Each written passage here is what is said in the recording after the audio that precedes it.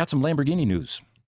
The CEO, Stefan Winkelmann, told a German newspaper, Die Welt, the World, on Wednesday that they are going to be discontinuing making gas-powered models. So they're putting the foot on the gas and rapidly it's becoming redundant.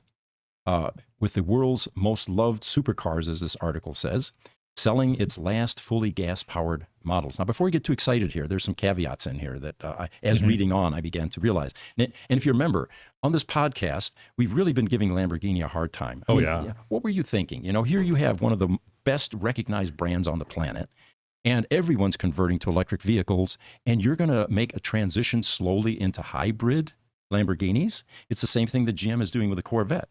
You know, here we've lost the direction, which is getting rid of emissions type vehicles, ICE vehicles, and creating even more complexity and more service issues, because now you have two drivetrains that you have to maintain. Well, they are going to go into the hybrid world, and according to this article, all Lambos from here on will be electrified in some way. They're going to be plug-in hybrid replacements for the Aventador, the Huracan, and they will come first, and then a plug-in hybrid Urus SUV. By the way, this is probably where I go on another rant, but I'll make it brief. These companies, like Lamborghini and Ferrari, that have built a strong brand identity, in my opinion, should never deviate into making a pickup truck or a passenger sedan or anything else than that thing that they have become worldwide renowned and popular for. There's nothing worse than seeing a Lamborghini station wagon, you know? Now, granted, Lamborghini started as a tractor company, but they migrated fairly quickly. Then they built for a brief time, or maybe still do, this Hummer-looking type vehicle, thinking that the name Lamborghini would make that a popular vehicle. Well, it didn't, right? Right. What you guys are known for is those high-speed, over-the-top designed sports cars with engineering excellence buried under the hood. 12-cylinder engines that create a sound comparable to a symphony orchestra. That's what we're expecting. So we're going to go hybrid. Let me read you the rest of this article then. The decision to embrace electrification after decades defined by V12 engines was fueled by tightening emissions regulations around the world. Well, guess what, guys? It's not just emissions regulations. There are countries and states in the U.S. that are going to ban ICE vehicle production by 2035. So it's the end of that era. You can't transition. You know, you need to make an abrupt shift.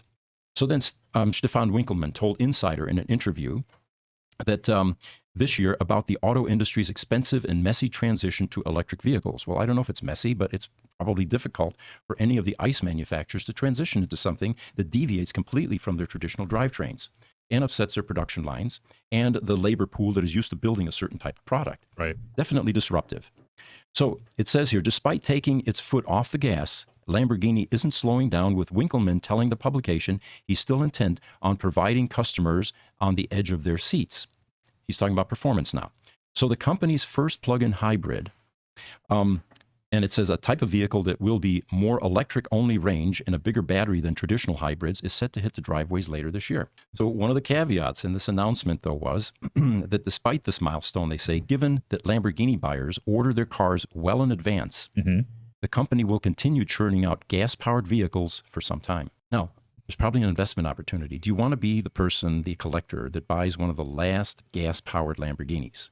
Now, on the surface, that may look interesting and intriguing, but if we play this out and realize that by 2035, you won't even be able to make these cars anymore, and what will eventually happen as global warming and the effects of this continue, our opinion is that governments eventually are going to ban driving these things on the road even.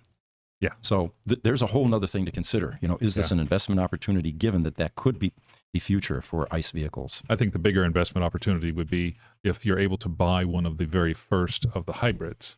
That's probably going to be a better investment opportunity. Which will be a museum piece within the next 20 years, most likely. Yes, exactly. Hey, we hope you enjoyed that as much as we did. Drop a like or comment and be sure to see us live.